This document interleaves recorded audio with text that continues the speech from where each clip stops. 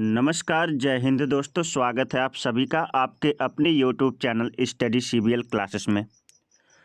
दोस्तों, आज की जो ये हमारी वीडियो है, यह क्लास 12th हिंदी की एक बड़े ही मज़ेदार कहानी पंचलाइट के साथ है।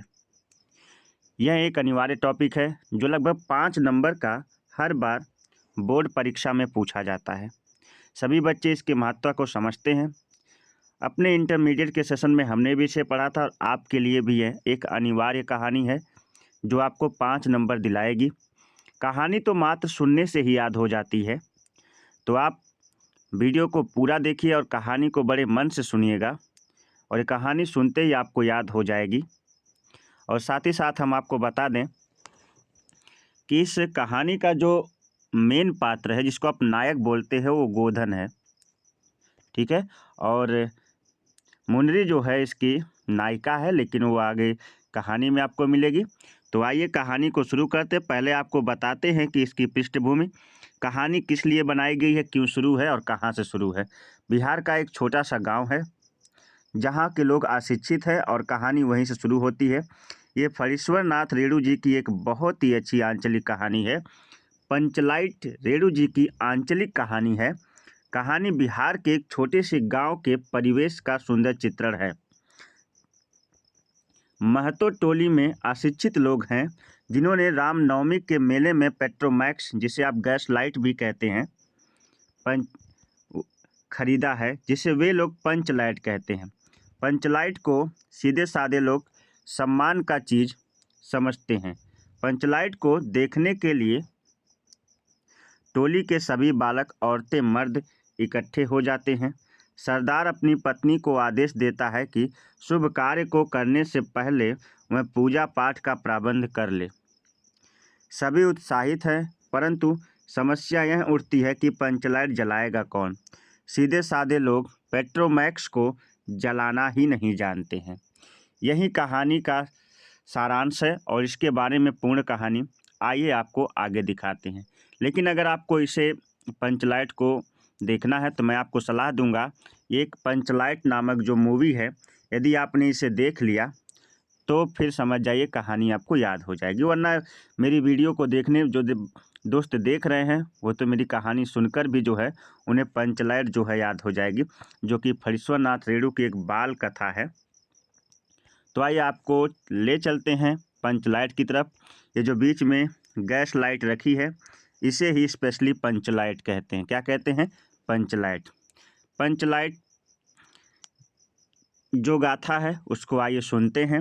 सबसे पहले इसको हम जूम करते हैं और आपको कहानी सुनाते हैं। ठीक है, चलिए।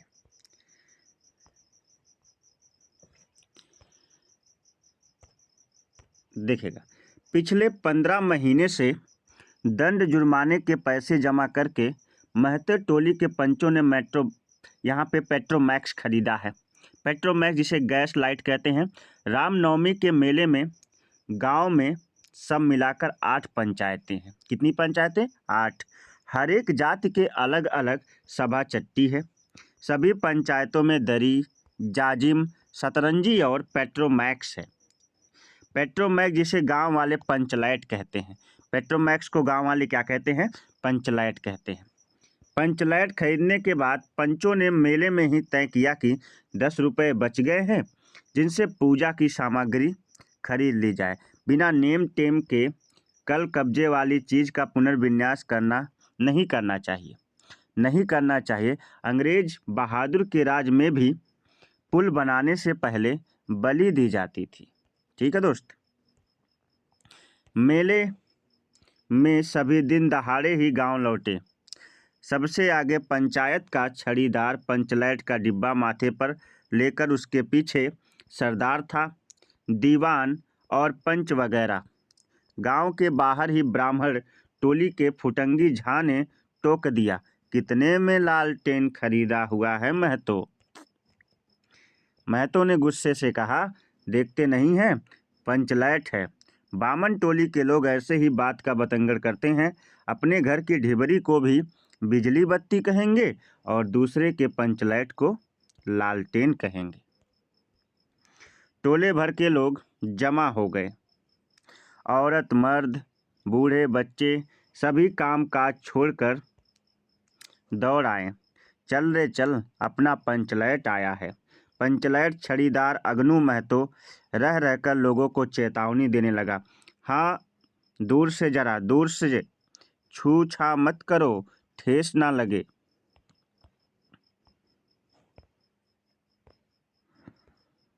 सरदार ने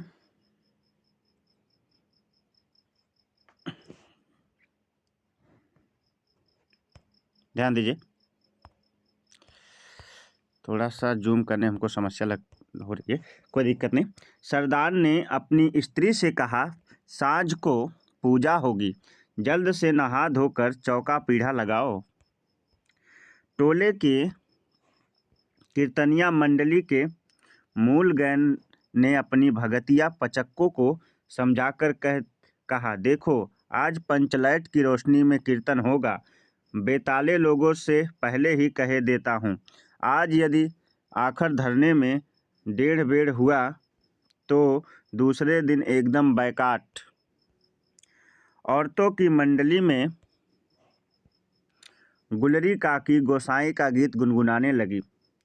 छोटे छोटे बच्चों ने उत्साह के मारे बेवजह शोरगुल मचाना शुरू किया। सूरज डूबने के 1 घंटा पहले ही टोले भर के लोग सरदार के दरवाजे पर आकर खड़े हो गए। पंचलैट पंचलैट पंचलैट के सिवा कोई गप नहीं, कोई दूसरी बात नहीं। सरदार ने गुड़गुड़ी पीते हुए कहा, दुकानदार ने पहले सुनाया पूरे 5 कौड़ी और 5 रुपया। मैंने कहा, दुकानदार साहब, ये मत समझिए कि हम एकदम देहाती हैं, बहुत बहुत पंचलैट देखा है। इसके बाद दुकानदार मेरा मुंह देखने लगा, बोला, लगता है आप जाति के सरदार हैं। ठीक है, जब आप सरदार होकर खुद पंचलैट खरीदने आए हैं तो जाइए, पूरे 5 कौड़ी में आपको दे रहा हूँ।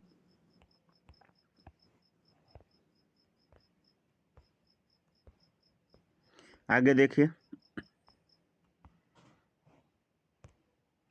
दीवान जी ने कहा, अलबत्ता चेहरा परखने वाला दुकानदार है। पंचलैट का बक्सा दुकानदार का नौकर देना नहीं चाहता था। मैंने कहा, देखिए दुकानदार साहब, बिना बक्सा पंचलैट कैसे ले जाएंगे। दुकानदार ने नौकर को डांटते हुए कहा, क्यों रे, दीवान जी की आंख में धूल खेल करता है, दे दो बक्सा। टोले के लोगों ने अपने सरदार और दीवान को श्रद्धा भरी निगाहों से देखा। छड़ीदार ने औरतों की मंडली को सुनाया। रास्ते में सन्न सन्न बोलता था पंचलैट, लेकिन ऐन मौके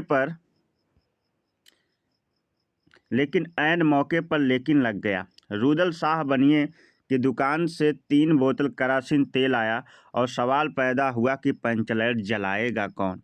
मेन कहानी यही है दोस्त, पंचलैट जलाएगा कौन। यह बात पहले किसी के दिमाग में नहीं आई थी। पंचलैट खरीदने से पहले किसी ने ना सोचा था और खरीदने के बाद भी नहीं। अब पूजा की सामग्री चौकी पर सजी हुई है।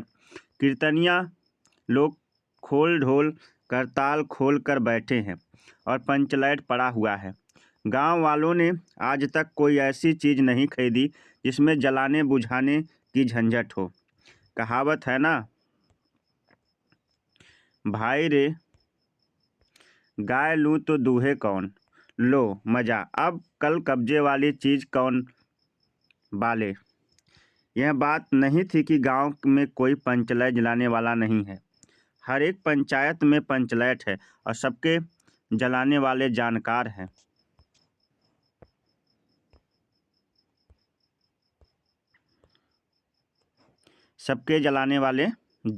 हैं। लेकिन सवाल यह है कि पहली बार नेम टेम करके शुभ लाभ करके दूसरी पंचायत के लोगों की मदद से पंचलैट जलेगा, इससे तो अच्छा है कि पंचलैट पड़ा रहे। जिंदगी भर ताना कौन सहे।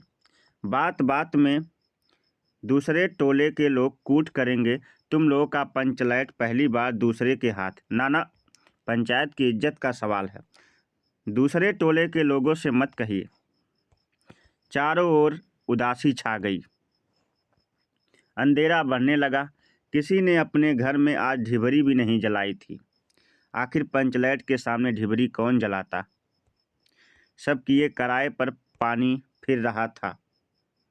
सरदार, दीवान और छड़ीदार के मुंह में बोली नहीं थी। पंचों के चेहरे उतर गए थे। किसी ने दबी हुई आवाज में कहा, कल कब्जे वाली चीज का नखरा बहुत बड़ा होता है। एक नौजवान ने आकर सूचना दी कि राजपूत टोली के लोग हंसते हंसते पागल हो जा रहे हैं। कहते हैं कि कान पकड़कर पंचलैट के सामने 5 बार उठो बैठो, तुरंत जलने लगेगा। पंचों ने यह सुनकर मन ही मन कहा कि भगवान ने हंसने का मौका दिया है तो हंसेंगे नहीं। एक बूढ़े ने लाकर खबर दी, रुदल शाह बनिया भारी बतंगड़ आदमी है। कह रहा है कि पंचलैट का पंपू जरा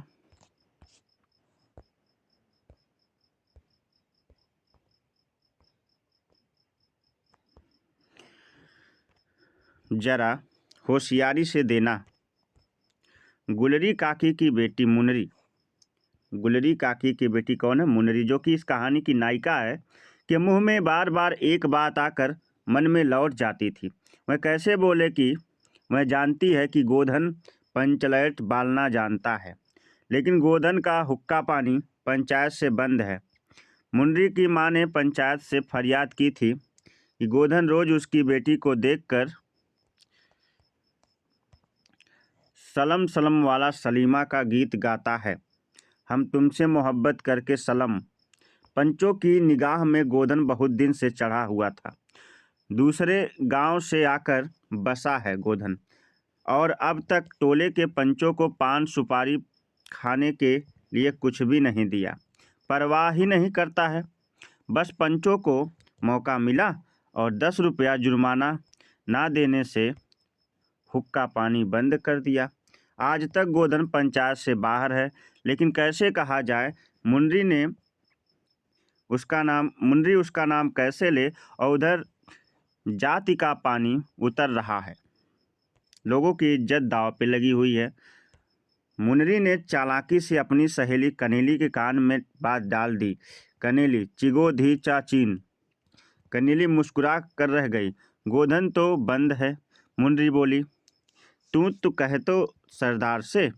मुनरी बोली, गोधन तो बंद है। उसने कहा, तू कह तो सरदार से।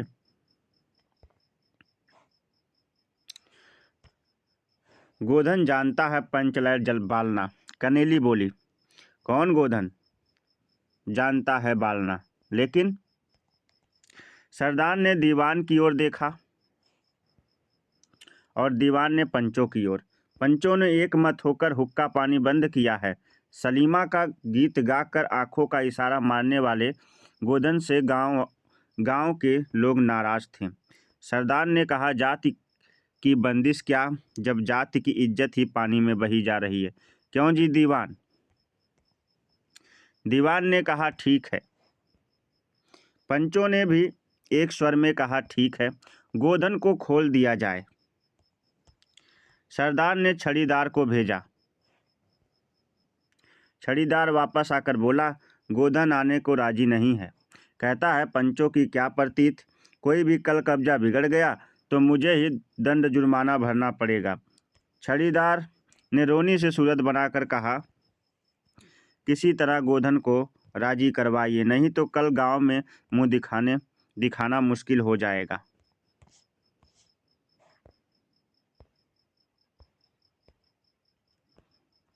गुलरी काकी बोली,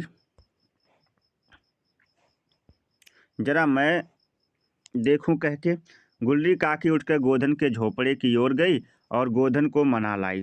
सभी के चेहरे पर नई आशा की रोशनी चमकी।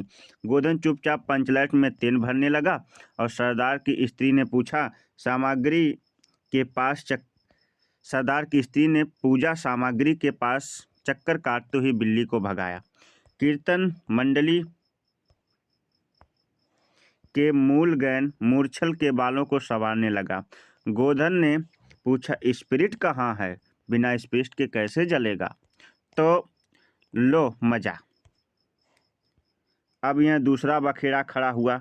सभी ने मन ही मन सरदार और दीवान के पंचों की बुद्धि पर अविश्वास प्रकट किया। बिना बूझे समझे काम करते हैं यह लोग। उपस्थित जनसमूह में फिर से मायूसी छा गई, लेकिन गोधन बड़ा होशियार लड़का है। बिना स्पिरिट के पंचलाइट जलाएगा। थोड़ा गरी का तेल ला दो। मुंदरी दौड़ कर गई और एक मलसी गरी का तेल लेकर आई। गोधन पंचलाइट में पंप देने लगा। पंचलाइट की रेशमी थैली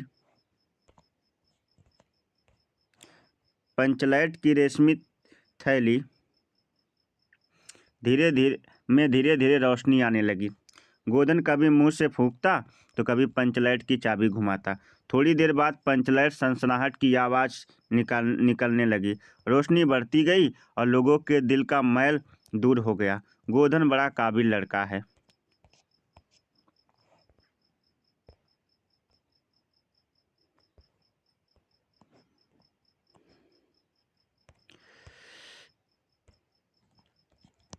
गोधन बड़ा काबिल लड़का है।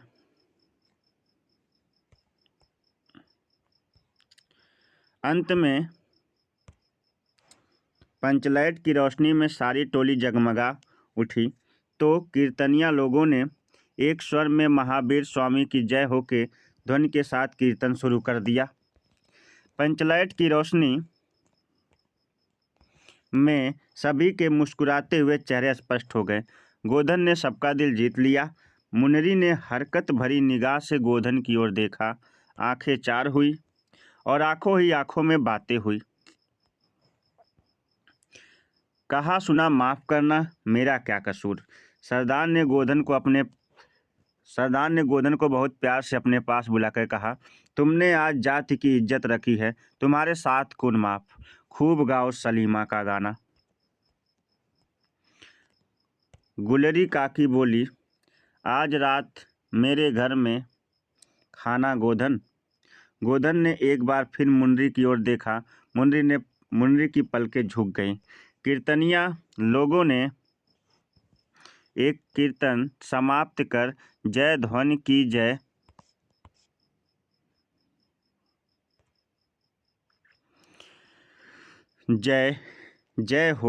हो का नारा लगाया। पंचलाइट के प्रकाश में पेड़ पौधों का पत्ता पत्ता पुलकित हो गया। यही है पंचलाइट कहानी, जो अनिवार्य है और जो इंटरमीडिएट की परीक्षा में हर बार उसके अनिवार्य रूप से आती है, जो 5 नंबर आपको बड़े ही आसानी से दिला सकती है। तो उम्मीद करता हूँ कि आज की जो कहानी रही आपको बहुत पसंद आई होगी। यदि कहानी आपको अच्छी लगी और चैनल पर नए हैं तो चैनल को जरूर सब्सक्राइब कर लीजिए, वीडियो को लाइक करिए और ज़्यादा से ज़्यादा जो है वीडियो को अपने दोस्तों तक शेयर करिए और कमेंट बॉक्स में कुछ ना कुछ ज़रूर लिखा करिए। कमेंट पढ़कर आपका अच्छा लगता है। मिलते हैं एक और नई वीडियो के साथ, नई कहानी के साथ। तब तक के लिए आप सभी से नमस्कार, bye bye, have a nice.